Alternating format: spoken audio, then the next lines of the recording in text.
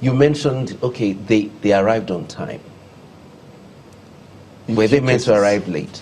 How am I supposed to spin a positive story about that when that's supposed to be expected, the basic? Okay, so for instance, if I don't know what extraordinary could be that INEC could have done, maybe people would take that story, but that they came early, but that someone, a polling officer, came to the polling booth with 100 ballot papers, and he knows on the register he came with, there are 350 people there. How am I supposed to spin a positive story out of that? Can you respond to respond to that? It's raised a number of issues. Let me start by saying that we shouldn't romanticize the value of the social media in disseminating stories and reports about our election at this stage, or in being used as a platform for public education, for enlightenment, for brand building, as we talked about it, for portraying Nigeria possibly in good light, and its processes and institutions in very shining appearances. Because social media is individualized in its use and in the deployment of its messaging. You're talking about individuals that have not been trained on how to use the media.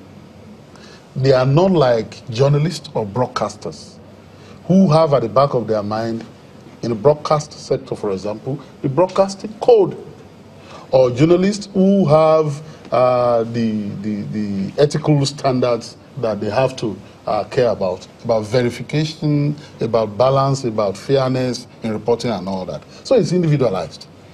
And so when an individual sees something and he wants to capture it in social media, WhatsApp, and send message and go spiral, you can't then regulate that too much, because you have some standards that you want that person to attain in terms of dissemination.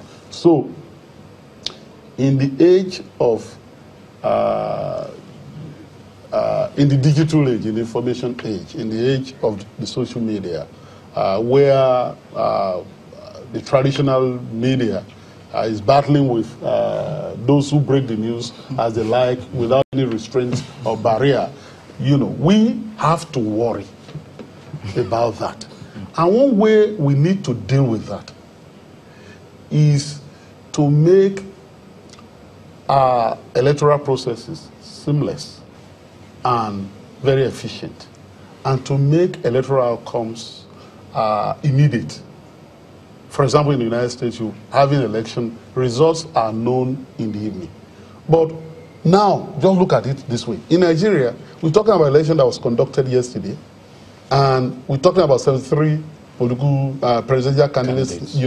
Their result will have to be tabulated, handwritten, and all that. And so we may not know these results. We may not have a declaration and a return until Tuesday. If it doesn't even go beyond that. Unlike 2015, when we have fewer presidential candidates, for example. So because this sheet will have to be filled in, the number and everything on Tuesday. Process. Between that Saturday and Tuesday, the social media has announced alive. The winner.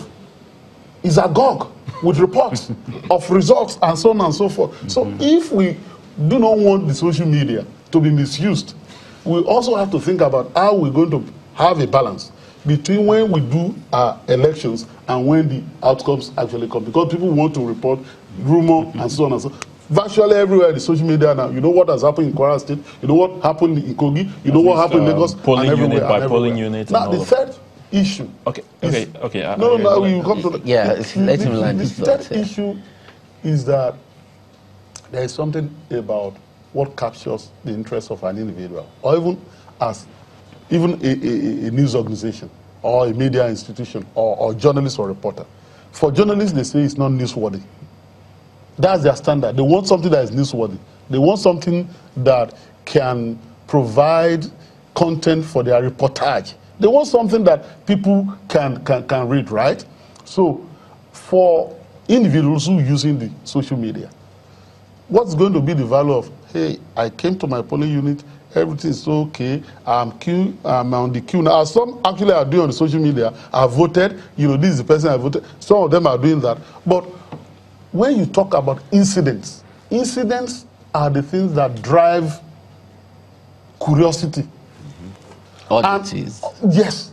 And so, even in social media, you see, something has happened somewhere, it's a mishap and all that, and people capture it, and they want people to know about it. Same thing goes for what happens in an electionary process with the use of the social media. It's human nature when you have negative incidents or things that you think are abhorrent, that you want to point attention to those things. And for an institution that has made a pledge, a national pledge, that is going to perform very well, when you see it malfunctioning in any respect, that's what catches your fancy. That's what, you know, interests you. That's what you want to portray, to really declaim that institution and say that, look, contrary to its pledge, it's not delivering on its promises and all that. And so you see individuals who use the social media, going to polling booths and capturing events and incidents that they think are odd. So it is not that they do not understand that which is positive, which has to be projected and celebrated. They want to do that. You still see Nigerians up to today, you know, talking about June 12th, 1993 election with reverence, talking about how that election was the freest and fairest election conducted in this country. Not many people realize, particularly young people, that that election was just a basic election. People will queue up behind the symbols of their candidates, and they will counted openly, right, which is called the option A4. Yes. And then the results were known all over the country in a jiffy. People celebrate that not because it was crude in a way that we're not even talking about papers and all these things, all these card reader. There wasn't anything like card reader.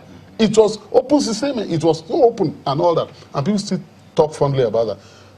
Therefore, you can imagine, not only imagine, you can expect Nigerians to always want to celebrate that which is good, you know, using the social media as vehicle to drive that message.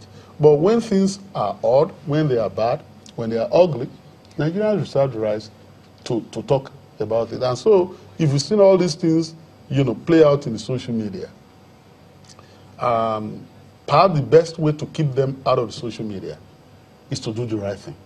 When you do the right thing, people cannot ordinarily want to concoct fake things. Of course they do that, fake news are out there, but that won't be the dominant trend in the social media.